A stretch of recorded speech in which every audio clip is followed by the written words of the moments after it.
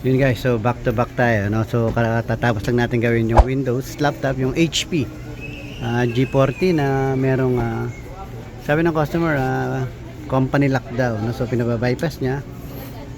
Then meron siyang BitLocker, no? So but still nagawa natin yan dahil sabi niya mahal daw ang singil sa Kasabulacan. Around 6,000, 8,000 yata yung singil. So nung siningil ko siya ng ganito kababa, no? Sabi ko ganito ang singil lang ko niyan, 2,000. May BitLocker, automatic mamubura lahat. Well, right there and there, lumuwas siya. Kasama niya yung kaibigan niya, or kasama niya. At sa akin pinagawa. So sabi niya, malaking tipid daw yung nangyari. No? So, I'm happy to help. No? So, either way, tapos na tayo doon. So, HP G40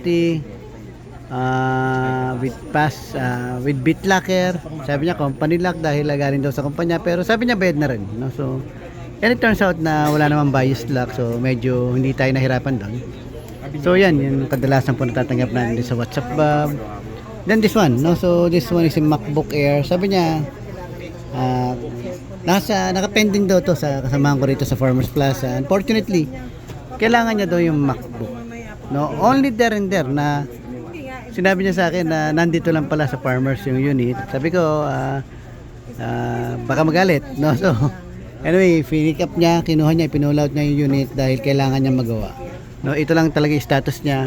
Sabi ko try kong gawin, no? So para kahit paano magamit niya. So ayun, tapos na rin to.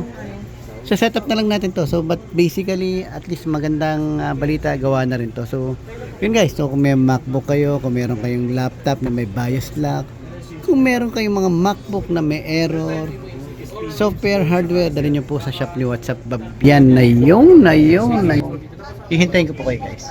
Maraming salamat. God bless.